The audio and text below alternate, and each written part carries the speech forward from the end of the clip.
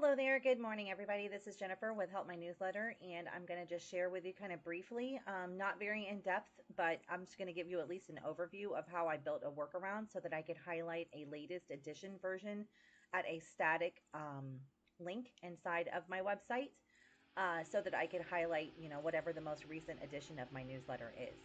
So in order for this to work, the first thing that you will need to do is go inside of your settings, and you'll want to go to the RSS tab over here to the left. And on the very first option, you'll want to enable an RSS feed. And when that happens, it will generate a link right here. You are going to want to save that because you will definitely need it later on in this journey. Now, the next thing that I did is I generated a repository on GitHub, and this is free. If you don't really understand how to do this, I'm sure there's a ton of videos out there that will kind of walk you through it.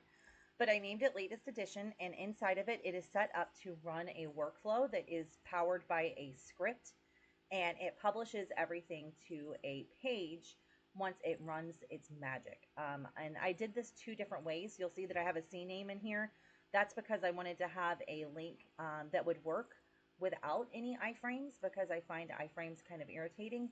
But I also set this up in such a way that you could put this inside of your actual your newsletter inside of Beehiiv, and you could do this using an iframe. And I'll show you how both of these are kind of playing out.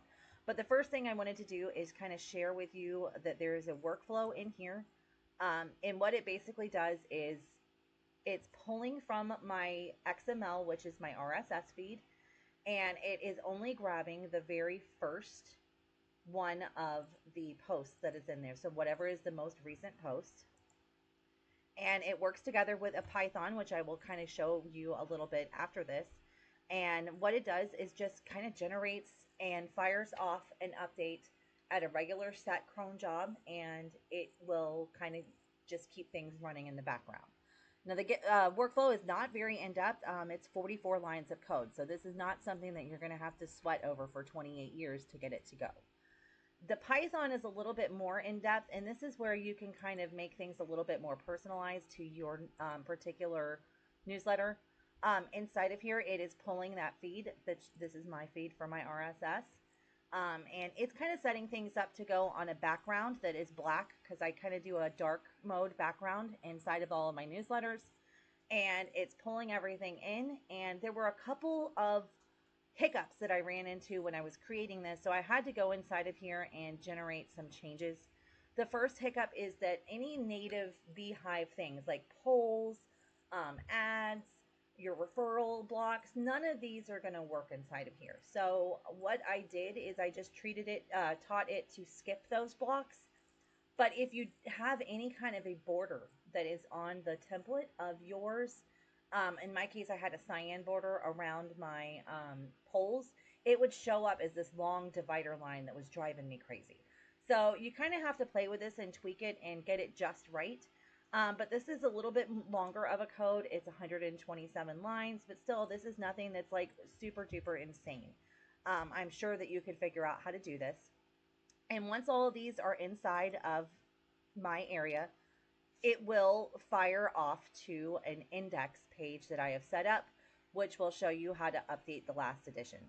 So there are a couple ways that you'll want to troubleshoot this. I had to go several times inside of my actions, and I had to force it. And you'll see that, there were times that things failed and I wasn't really, making things work just right. And let's see, on this one is where I really had the struggles, where I would hit a lot of failures. So there is a little bit of a learning curve inside of here, but once I got this in, it is working like a charm. I will show you how I then went into my Help My Newsletter, and I had to set up a custom page, and this custom page I named latest post inside of here. And this is where I had to incorporate some iframes, and I'm not a fan of iframe at all. I hate the scrolly feature. It irritated the heck out of me. So one of the things that I did to kind of make this work is I set a minimum height of 8,000 pixels in here. That might have a longer newsletter. If you have a shorter one, it probably doesn't need to be that long. But even with this setting, it still shows and generates a big gap at the bottom. And I'll show you here. This is the page where it's actually published. And if you keep scrolling, you'll see at the Powered by Beehiiv, there's a just extra there at the bottom.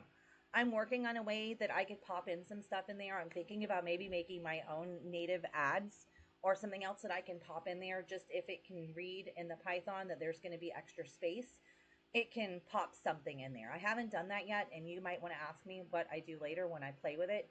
But this drove me so crazy that instead of even dealing with this, I went another route, which I mentioned the C name. So give me a second to, if you look over here, what I did is I set up a C name so that when I made that repository page in the index and it pulled in my most recent edition for me, instead of having it go to like a folder, I had to set up a directory here, and I just named it latest dot helpmynewsletter.com. And then it is pulling everything in here. There's no weird lines where I had polls or any ads. It looks really fresh and clean. I've matched it up to fit with what my whole like setup is, and it still has the Powered by Beehiiv, although I'm trying to make that look a little bit sexier. I like the logo better, so I'll probably go in and fix that. And I'm probably also going to put in some personal branding on my page that says, if you would like to do this to your Beehiiv, just give me a call and I can get you set up. I'm probably going to offer this as a product on my site, but it works really, really, really well. It took me, I don't know, about 3.5 to 5 hours, depending on like how much of it was actually getting it done and then how much of it was getting it done exactly the way that I wanted it.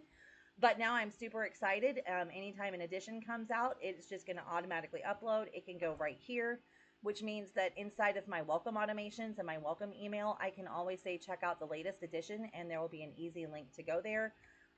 So I was pretty happy with all of this. It does require some coding. If you don't feel like messing with it and you would like to consult with me, I'm more than happy to take on some new clients. Just hit me up and let me know, and we will see what we can do together.